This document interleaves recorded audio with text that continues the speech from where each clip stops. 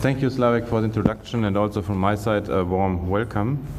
I want to give you an overview about the topic electronic trusted service, electronic signatures. You know, we have for a long time qualified electronic signatures. We have in Europe for a couple of years a so-called service directive, which should be free movement in labor environment in Europe. We should also use some kind of electronic signatures. We talk about healthcare, other topics. And one of the backgrounds is that a couple of weeks ago or months, the EIDAS directive came into force. And so I was asked by our ENISA management board member Christoph to give a presentation here on this topic. So I'm very happy to give you some ideas and maybe thereafter with some questions what we also can discuss. One slide about ENISA. What we are doing on one hand is looking into threats in the IT sector and publish papers how to mitigate this, look into business models like cloud computing, how to secure them. We are involved in data breach notification. We have a big discussion currently about the Network Information Security Directive on a European level. So this is something where we give advice. And the bottom, for example, we give CERT training in member states around Europe.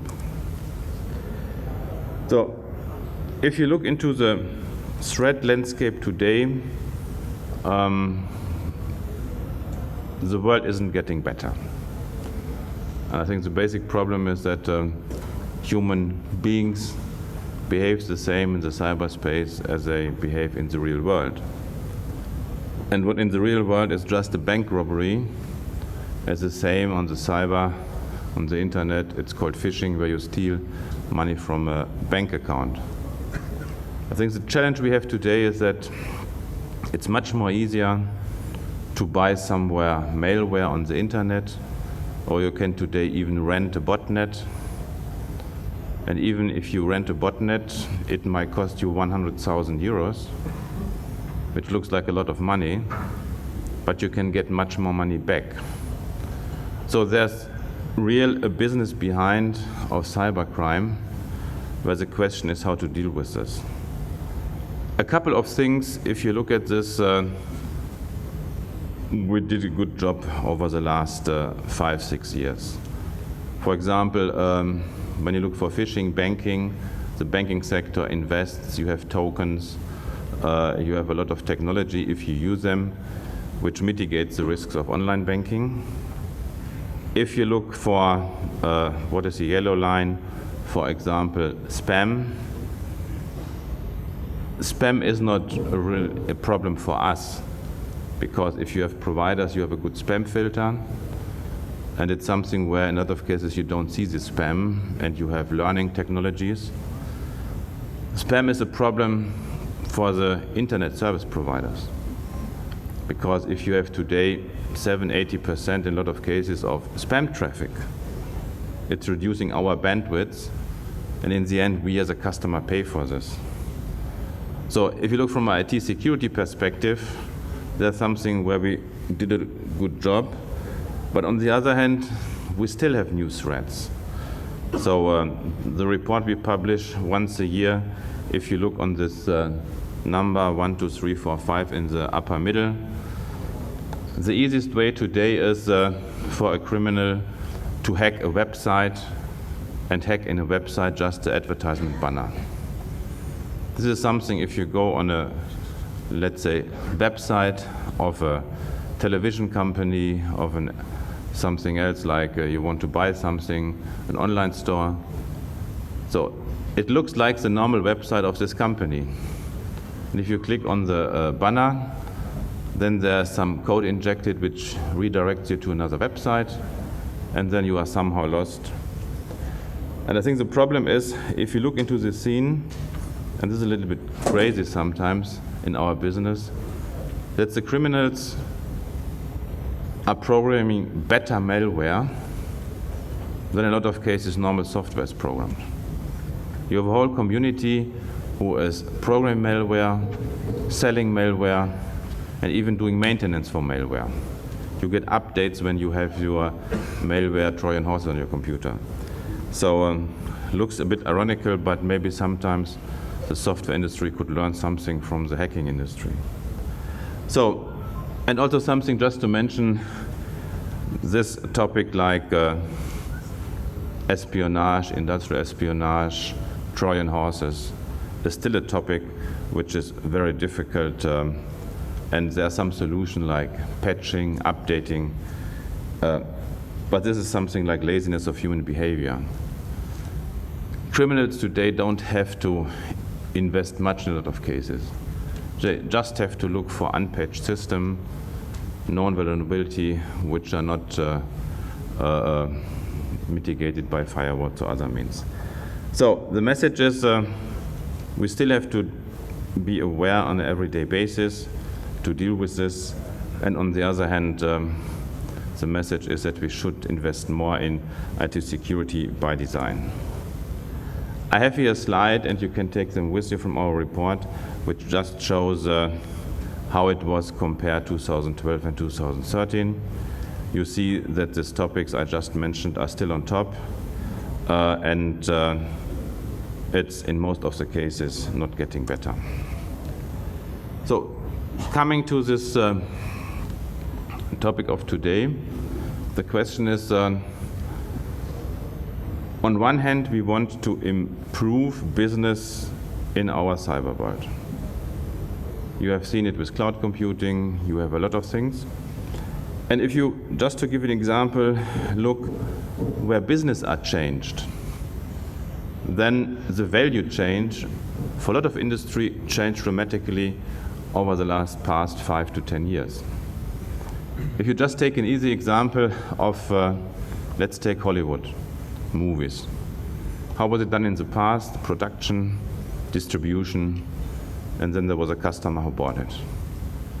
The power of this value chain was with the distribution.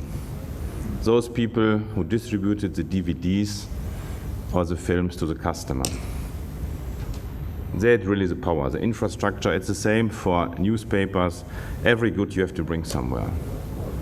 If you look today, a lot of companies are not in the business of this distribution anymore, because on the internet, it's completely the opposite. In the past, you had really something where you could control this when a DVD was published in Australia, in Europe, when it was released in US. Today, if it's even before the movie is in the cinema, you can download it illegal from the internet. And this means the customer uses other channels. So this shifted it to completely other companies. So if you look into this, the question is then, in all this business, how do we deal with contracts, with authorization, how to make business reliable on the internet? So there's one basic idea behind it.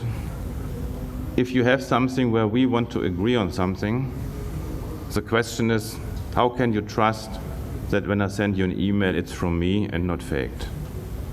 If I send you a contract to buy a car for 5,000 euros, how can you be sure that in the contract it's not afterwards 10,000 euros or 2,000 euros? So the question is always about integrity, it's about confidentiality, it's about reliability. And then the question is, what measurements do we do on this, let's say, business environment on the internet? And one big idea is to have electronic identification, to have trusted services, to have qualified electronic signatures.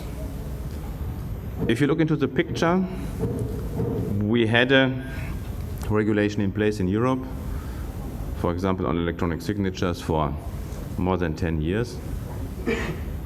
But there's no real business behind. So if you look into the different states in Europe, you have approaches in Germany, Belgium, Estonia, Austria.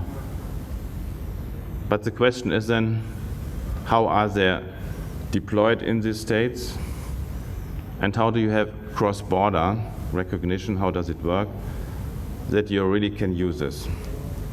So if you look at it, we have now this regulation on electronic identification and trust services, the EIDAS directive, and it has the intention to build a common framework up to date on today's known internet business models and technologies. And it's something where there's a hope behind from a European common market that it will always boost the economy, create services, create jobs, create revenue, have growth. So it's another try, so let's see how we can implement it. So that it's not easy, when you remember what I just said about threats, data breaches, there was one which is well known in this community when you talk about this topic of DigiNota in the Netherlands, but it's a certification authority. So if you think about it, it's one of the worst things which can happen, yeah? If the certificates are compromised, whom can you trust in the end? But just remember, in the physical world, you have passports, ID cards. They were also faked in the past. And if you look back, you could just put your own picture in there. And if you had an empty passport stolen somewhere in a municipal, you could also fake it. So the problem is not new. The question is, how can you make it more difficult? Like in the physical world, if you look into today's identity card and passports, we have a lot of technology in the passports. We have biometric elements, picture, fingerprints. The paper quality is better. So this is a combination of physical and IT security. And if you look now for our topic for electronic services, we also need to invest more in technology to make it more secure. There will be never 100% security, but the question is how to make it difficult for criminals. This is very important. You can have a lot of, let's say, scenarios, what can happen, but in the end, criminals want to earn money, and they want to do it in an easy way. So if you make it difficult for them, they go somewhere else. When you talk about breach notification, it's something what we did in the telecommunication sector a couple of years ago. There's an Article 13A in the Telecommunication Framework Directive where it's about ISPs reporting security breaches. Example is a power outage of a mobile computing provider, somewhere hacked in the system. So this is breaches. You have then also, if you look into the e-privacy directive, it's about personal data.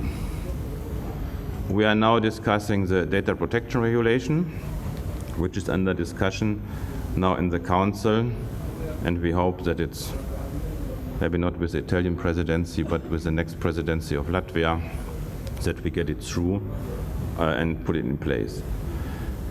The bottom one of this right list, Article 14 of the NIS directive, is something where if you look into that directive, the question is on which industries you impose breach notification.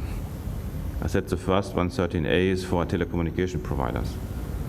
So currently discussion is to extend it to critical infrastructure providers, where you say what is important for the society, water supply, electricity supply, a lot of things, government, banking sector. So the discussion is then how to impose it and to have this reporting, because the intention of all this breach notification is for government the same like in private business. You cannot manage what you cannot measure. The industry knows it, you have a lot of reporting in your companies. The same is for the government. The question is, what kind of regulation, cooperation, public-private partnership, self-regulation do we need? But for this you need information, what is the situation? So the picture shows then to you how this works in principle, that you have a service provider on the upper network or service provider There's a need to inform the victims. If I'm a victim, my data is stolen, I want to be informed. Yeah? So typical things, what you see sometimes in the press is if usernames and passwords are stolen. The easiest message is change your password. So then you have the national regulator authorities, which is called the combination authority.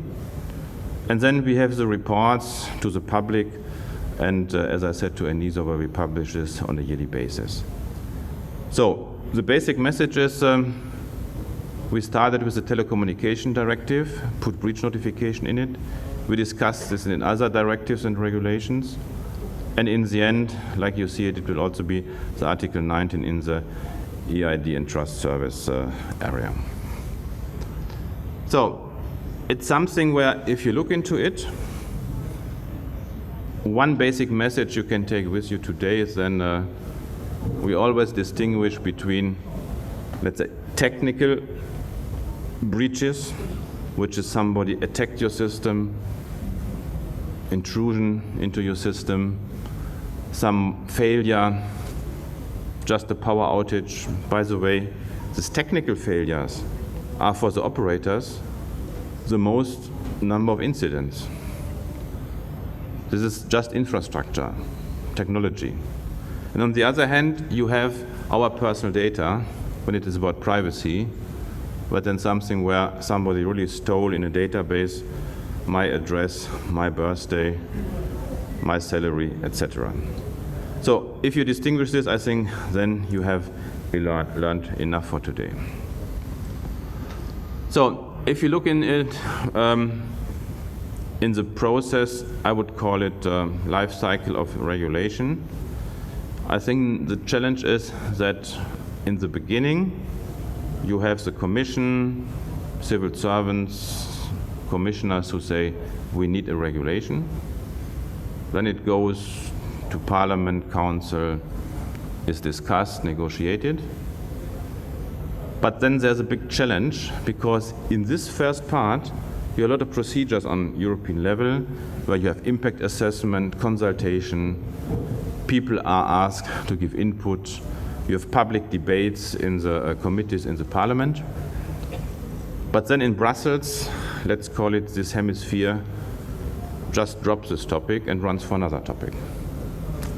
Because their business is to make politics. So, and this is also what I want to encourage you today, how to do with the other parts, implementation of legislation. This is very important, because this is something then the question, who does it?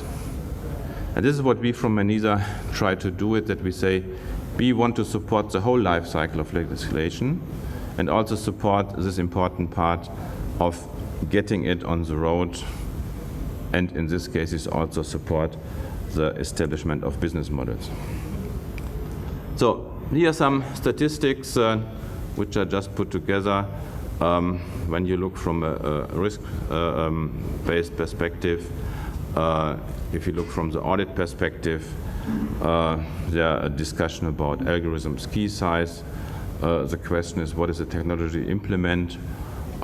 You have a lot of regulation on national level, when national authorities give recommendations for key lengths in credit card data, public application, etc. So the question is then, if you look into this from the cryptography, the encryption, the integrity with hash code algorithms, then there's something where the question is, okay, what do you use, what you implement, and what is something which is really for the next 5 to 10 years? Because just to give an easy example, if you have qualified electronic signatures on smart cards, the question is, what do you do if you have there something implemented? How can you update it if something's really happening? Huh? If you have millions of cards in the field, you just don't go out there and say, oh, now we revoke it and distribute new ones. This is a slide, if you look from to the perspective of the impact of incidents. I hope you can read it. Yeah. So there are a lot of things where you can think about. On the left side, you have in the red one this DigiNota example. What happens if a trust center is hacked? The other question is then what is about the algorithms, what I just mentioned.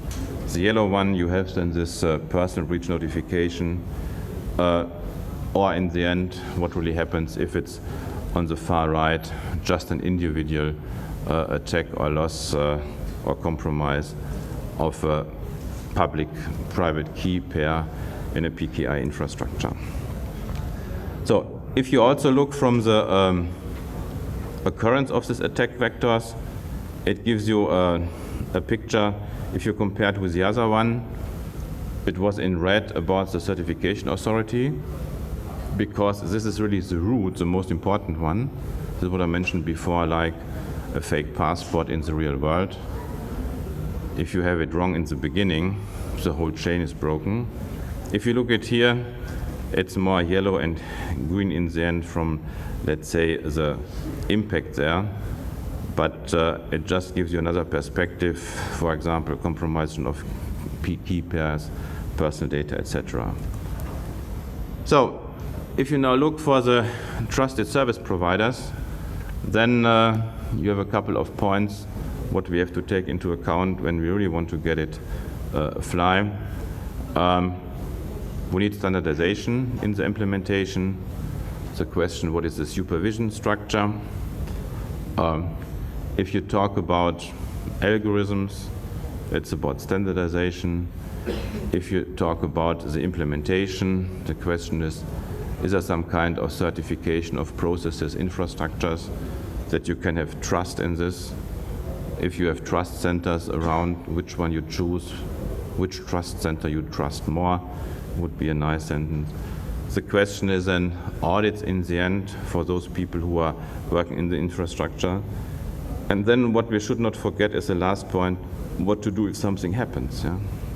So the question is, if there's an incident, how do you mitigate it? How you revoke things? How do you repair things? And how do you do it that the customer in the end doesn't lose confidence in all this infrastructure and systems? So if we look just one slide again on cryptography. So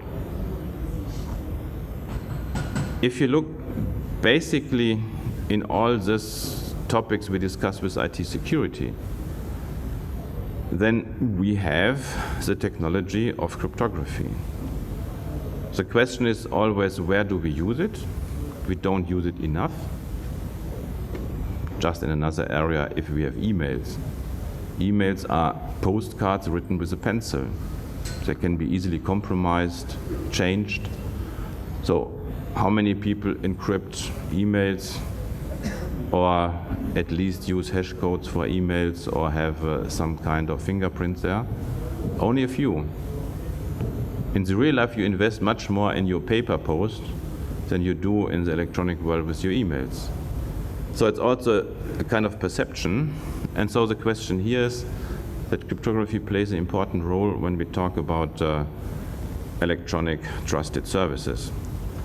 So this means that we must use them, implement them, and something which is referenced here at the bottom is this algorithm paper of ETSI. We from ENISA have a memorandum of understanding with ETSI, so we are working in this area together with them. But the message is there, it's one of the technologies, and it's the best technology we have today, so we should really use it in the way that it benefits for this. So auditing, I mentioned if you look in this where you say you need standardization, you need certification, you need auditing, and this in a relative balanced way. So this means you also have to put in place something which, let's say, supervises and controls the life cycle of in the end trusted services in this area. How much time do I still have, Slavek? 5 minutes. So to summarize, if you look into a couple of possible business cases, then we are living in our common market in Europe, and you have a lot of examples where we want to have electronic services. The easiest one is you are on holiday, you have to go into a hospital. Do you have a healthcare card? We have a credit card system which works worldwide. You can pay everywhere in every hotel with your credit card. But if you want to get your health insurance, you want to get paid, there's a big business case in the healthcare sector. If you look for governmental processes, there are a lot of processes where you can do it electronically, starting with tax declaration, your removal, changing the plates of your cards. You have a lot of services. In the B2B business, you have a lot of ways where you say, okay, we want to have contracts, we want to exchange them, we want to sign them electronically, but I also want to do it cross-border. So there are two challenges behind. One is, even in a state, to build up electronic services in a trusted way and using then these electronic signatures, and cross-border because we want to do this business. And there's one remark also behind I want to make at the end is, if you look into the European ecosystem in our internal market, we have around 24 languages. We have 28 member states. I don't know how many currencies we have. If you compare it with the US, if somebody builds up a service in Silicon Valley, it's the next day online.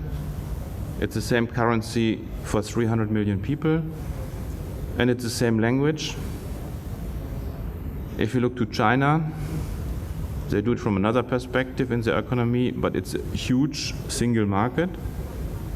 And we in Europe, if you build a service up here in Warsaw, okay, if you want to sell it in Portugal or Greece, you need different languages, different currencies, you put a lot of effort in. And this is a little bit a challenge where we have to do a lot, that we harmonize things on a European level, make it easier. And this is one important point when we have this EIDAS directive, when we talk about trusted service, electronic signatures. It's a chance to make it secure. And it's also our chance in Europe for our industry, our small and medium companies, to become competitive and do something in this area, to really make business out of it, that we have growth and security in our European single market. Thank you.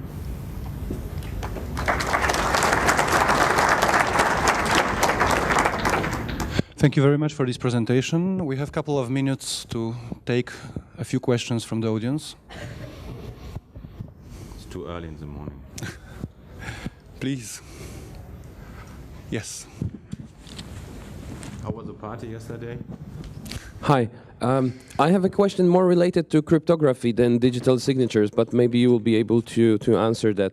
I'm just curious, as you know, cryptography is just a tool and can be used for good things and bad things. And as far as I'm aware, in US, quite common view is that there should be some sort of a backdoor, or actually the FBI director called it a front door mechanism where you can get a warrant and bypass all the encryption. So I'm just curious, what's European Union stand on mechanisms to bypass encryption, or what's your opinion on that? Thank you. I think you have two challenges there. One is the question is which algorithms are used and which are standardized and who standardized. So if you just take, for those who might know a little bit more, if you take today's state-of-the-art elliptic curve cryptography, then the important point is that you really select the right parameters in these curves. So, and there are papers out there that you do it in a way, it has then a backdoor if you know which parameters you used when you did it. So, there's another way, which is, for example, if you look into this electronic passport, where we have elective cryptography to protect the biometric elements. If you take this, it's certified by European agencies, for example, the BSI in Germany. Yeah? So this is something where it's a question how you build trust and with whom you develop this and who then certifies in the end these algorithms. The other point is something which is a bit more delicate because the well-known example of the past is if you take the early Word versions and if you just used a password on it, it was encrypted with a much smaller key length in the European version than in the US. Yeah? But this was a policy of the US government imposed on Microsoft, which export control of cryptography. Yeah? So this second point is something which is in the sense industry policy. Yeah? So the problem is then in such cases you can say, okay, it's enough because only the NSA knows the backdoor. So it's a question of risk management is my message. And the other thing is, if we want to be sure, then we should go for standards developed under European participation and which is then also investigated by European agencies to build trust there. There was a question here? Please, another one. The microphone is now there. You had the chance because Okay, good morning. You spoke a lot about the reporting requirements, compulsory reporting. You said that there's already a framework in place for the telecom sector from the framework directive. But our experiences in Poland are, well, mixed to be euphemistic a little bit. The companies usually resist reporting as much as they can. How would you go about, because we're working on the ENISA directive you spoke of, how would you sort of go about increasing, I would say, awareness with the private sector that actually sharing information or reporting to the NRAs is beneficial in the long run for everyone? Thank you. That's a very good question. The challenge starts with, let's say, first trust building before you have this regulation within certain sectors in the industry. And this takes time.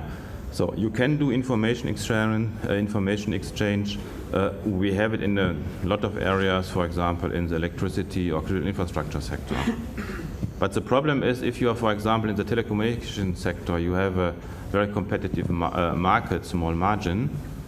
It's very difficult that, let's say, chief security officers get together and share their, let's say, experience. And the other point is also something which makes it difficult, which is human behavior, make it a little bit, let's say, ironical in the following example. If you are an administrator and you come into the office on Monday morning and your system is hacked, the first thing you go to your boss and say, I made a big mistake on Friday and now we are hacked. Yeah? So what I want to say with this picture, there's also some kind, let's say, human resistance to talk openly about failures. Yeah? So the challenge is now to say how to convince people and they agree to you, and this is the effort we do to bring people together, to build the communities, to say information exchange is important, do it confidentially, don't disclose it. It helps each other in fighting the other ones who are, let's say, the criminals or whoever. And if we exchange it, we can build better system, better infrastructure, etc. So there is a benefit.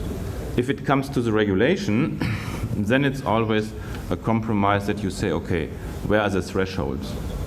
The difficulty here is to find a way that it doesn't impose too much costs on the industry, that it's within the procedures. I can understand this. On the other hand, it must be enough information that it's valuable, that you say the statistics is worth to do something with it. So if you put it together, it's really about trust building, that if I share information, it's not misused. It's really a benefit for us in the community. And the second point is it's not easy to negotiate between government, regulators, and industry the right threshold, because there should be a benefit on both sides.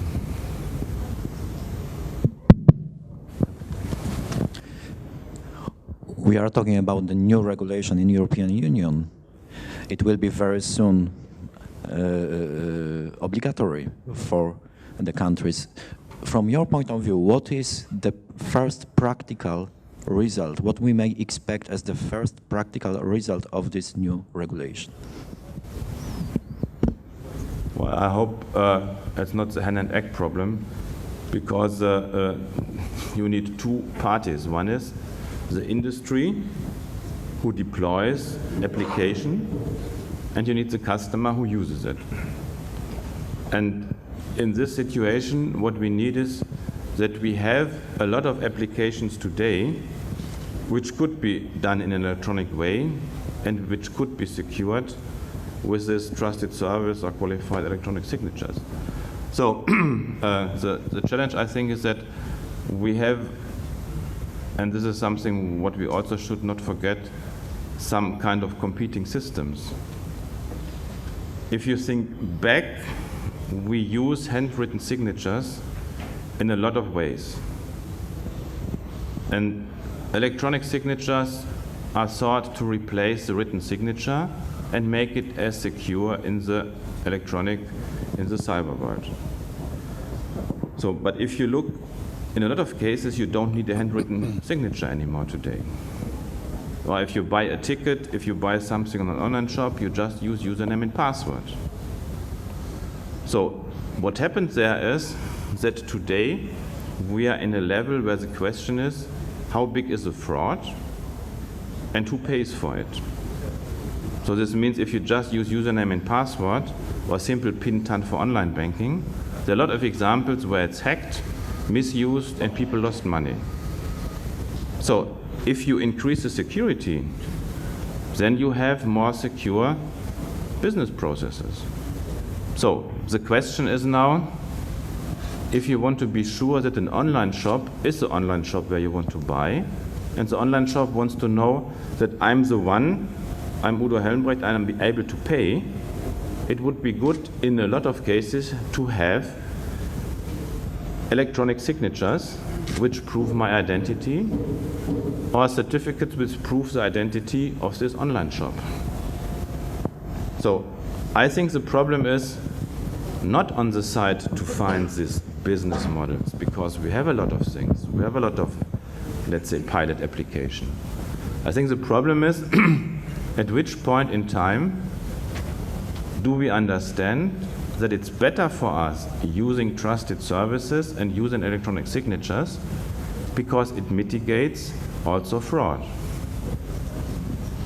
And it's a little bit that if people pay it out of their own pocket, when you lose too much, then you are in the situation that this electronic commerce will not fly because people don't have trust. So the big question is, do we wait until at some point it crashes, or we have bigger scandals? Or do we convince the people that we should invest now in trusted services, that this doesn't happen, and that we have trust from a consumer into this electronic world?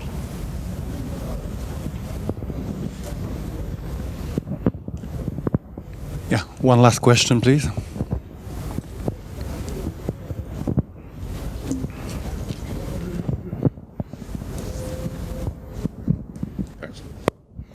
Yes, we'll probably come on to this a little bit later, but it was really a question of when you actually look at practical events and practical results from, let's say, policy or activity from a international level. When you look at the one point, which is actually came from the US fairly recently, was the code of conduct that was pushed by the FCC, backed by the FTC, which actually put together a lot of the large telecoms in the US. Which also actually was partly about that, was to actually dismantle a lot of the botnet activity that was happening in the States. Now, overnight, 20% of the world's botnets were eliminated. And by the way, one just hidden, they were actually totally gone, which is one of the major events in there. But that was due to a code of conduct, which is a valid one. So the argument maybe here is that would you think that actually such code of conducts could be usable here in Europe, rather than laws, rather than to actually get part of the community of the particularly ISPs, telecoms, to actually follow a code of conduct, which therefore would provide more pressure, and therefore use consumer efforts rather than purely legal and so on? It's a valid statement what you made. I want to ask in a more, let's say, politician's perspective. If you look into our job, then the question is, why do we have governments and what do we expect from governments? And the basic thing is that governments shall protect us citizens in our daily business, in our daily life. Therefore, we pay taxes for the army, for the police, etc. So this is a classical safety. The next step is that we are then in our business world in a situation where the question is, something goes wrong. Somebody cheats in the business. So then the question is, does it work by code of conduct or self-regulation? Or do you make a regulation? And the basic game, not in a negative sense, the basic game in this is that it's a balancing between you as an industry.